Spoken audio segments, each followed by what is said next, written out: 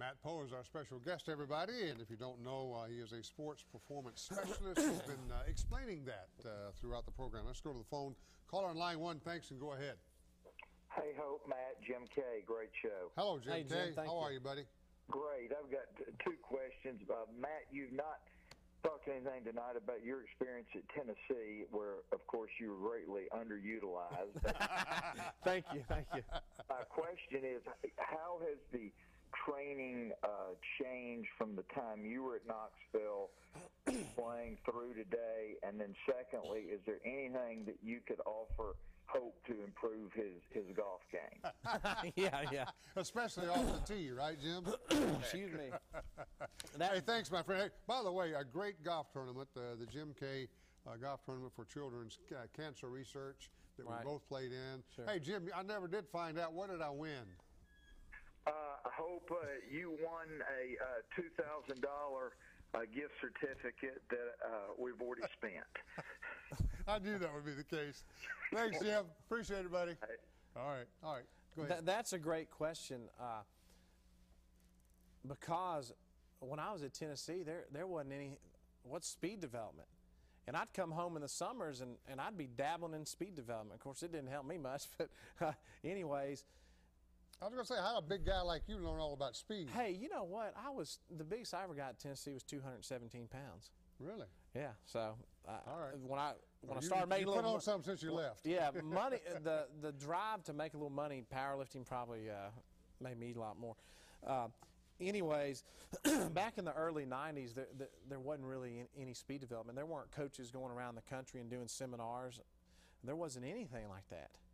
Now, again, everybody knows about it. Right. But the difference is, to answer Jim's question, there was no speed development.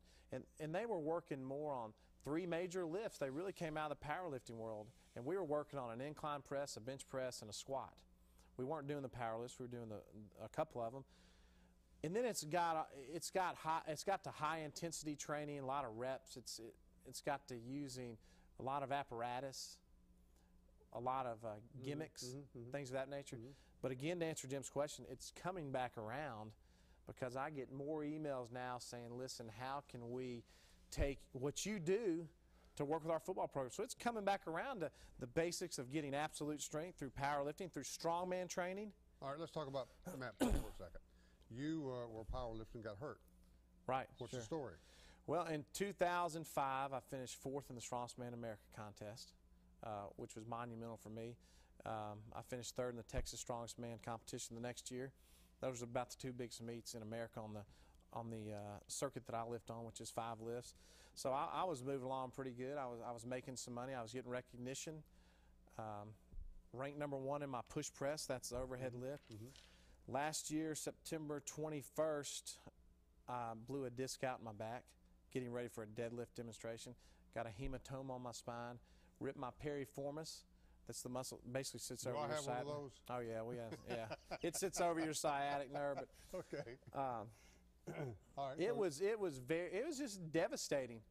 I mean, I couldn't walk. So you were done? Yeah. Some woman was in my office the other day, and she was telling me about her husband had a back problem, and she goes, "You don't understand. When that happens," I was like, "Listen, lady, let me tell you, but." It involved 6 hours of rehab a day for about 5.5 months, and the doctors that I did see, because none of them will tell you the truth, they're scared to. There's somebody like me, they're scared to tell me to do anything because they know, hey, you can do it again. I'll be in there doing it the next day. But I just overcame it through just a lot of heart. Overcame it. Yeah. They told me I'd never overhead press again. 5 months later, I was doing over 300 pounds again. They couldn't believe it. And so you got a reputation because of that, didn't you? It definitely helped it and intensified it because I videoed this. I've got over 175 videos on my website, but I've probably got 30, 40, 50 dedicated to this. And the day I got hurt, I got on a video and I said, I'm hurt. This stinks. I hate it. And you can see the pain in my eyes, but I said, you know what? This is going to serve as an inspiration to you. And if you're my competitors, you better watch out. Because you think I'm down and out, but I got news for you. And I was out training in the winter. I went down to Destin in December, made sure I was in that 48-degree water. I told the therapist that I can't be inside anymore. I've got to take a break from y'all. I got to do Matt Post out here. So when you talk about teaching heart, it comes from your heart. It sure did. And now I'm as mobile as I've ever been. Caller on line 1. Go ahead. Yeah, my name's Danny, and I was just going to ask Matt what his professional opinion of doing the lift. For instance, squats. I grew up in the 80s in high school and whatnot, and did a lot of squats and kind of injured my back a little bit at times. But I wanted to know what's your opinion of athletes today still doing squats. Are you a fan of it? And do you like the leg press? What's your opinion of the leg press? And I'll hang up and listen. All right, appreciate your call. I'm a big fan of squats. I'm a big fan of leg press. But if you do either one of them wrong, you're going to get hurt. That's all I have to say about that. So you need somebody that knows what they're doing when you start. Exactly. If somebody says, hey, we're going to pay you to go squat, and you have a chance to not only earn the money we're going to pay you, but you can earn the money to win. You know what? I'm going to love squatting. But I look at myself as a true strongman. If you want me to train for something, I'm going to use, thank God, my natural blessed ability through my father's blood and wherever that came from to do it. Don't go too far with where that blood came from. Yeah, exactly. We're Italians and a little Irish. So. But I think that's the way with anything you do in the weight room. You can do a body weight squat, and if you're doing it wrong, you're going to put pressure on the musculoskeletal system that'll hurt you. What about the average American? What about the average man and woman working today, doing whatever it is they do, and they don't want to be power lifters, and they just want to have a healthy lifestyle? What do we need to do, Matt? Your definition of wellness does not reflect mine, okay? My definition of wellness is I got to keep my numbers up, okay? Learn to define your own definition of wellness. What can you do? Move every day. So you're calling me out a little bit I'm here. calling you out, Hope. It isn't all about golf and your 50 push-ups. I'm going to come back. You know what? I can do more. Yeah, you can do more. You can do more. All right. What do you got in the package over there? Okay. I want you to do this, Hope, right here. Am I going to be embarrassed? Okay. Do this. You got to hum a little bit. Or you want, I want you to Carmack, is that what we're doing? Carmack? Yeah. I want you to go back to 1997. Okay? That's the year the Titans came. Okay, 1997. Go ahead. All right, I'm back there. You remember when they went to the Super Bowl? Yes, I do. What was the date on that? What day was that? The date. Oh, the date. The date they were in Atlanta at the Super Bowl. I'm not a huge Titans fan, by the way. You know, I do whatever like Courtland Finnegan, but anyways, this is going to be important. I don't want to. This is going to be important. Okay. I'm not taking a test here.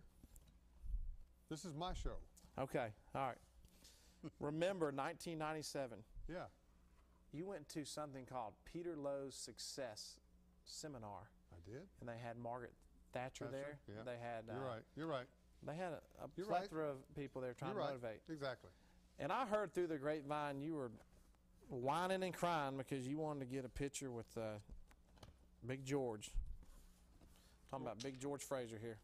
Oh. And a friend of mine who posed as a press, he made a fake press pass, got in, and was in that room with you, and everybody was scared to talk to George. But there's George Foreman. Wow. That's George for sure. Foreman, yep.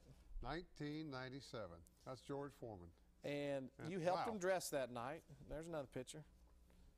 Oh, yeah. That's when you were thinking I about. did an interview with him. I would like to share this with you, but I don't know what we can. Camera one, we'll get it up here. That's George Foreman. I don't know if I said George Fraser. That's George Foreman. No, it's George Foreman. Yeah, absolutely. I might have said Fraser. And by the way, Matt, did you know that I was in Zaire, Africa in 1974 when he fought Muhammad Ali? Rumble in the Jungle? You didn't know that, did you? I didn't know you were there, but I knew about Rumble in the Jungle because I've watched that documentary several times. There's George, and he's sitting in a chair, and I did an interview with him, and I was just helping him get a microphone on there. Wow, that's neat. And I will say my friend Sonny, that's all I'm going to say, is when he found out I was going to be on the show, he said, I got something for you. Now, look, here's another couple things. Oh, we're not done yet. We're not finished yet. Okay. How much time we got left, Andrew?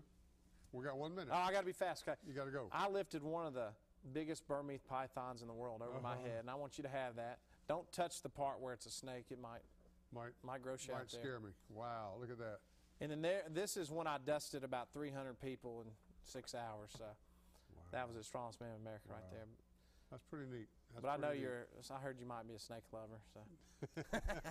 He does not like snakes. from Oh what I my hear. gosh. Yeah, But I want you anyway. to keep these pictures here, and Thank you. I appreciate you having me on your show. Well, look, I appreciate having you Yes, here, sir. and I can promise you, because we're not done yet, we got more things to explore in the area that you're involved in, specifically sports performance specialist and helping the average person. You call me out, and I'm not done, okay? I I didn't got you. appreciate that. I want you got to you. know that. You gonna create That's some okay. separation in the broadcasting You know world? what? Bring You it know what on. I'm saying? Bring it on. No, I don't know if you can hang. You talk a good game, but I haven't seen, so I don't know if you can hang yet. Hey, We'll I find don't out. sing it, I bring it. Back after this, right after this.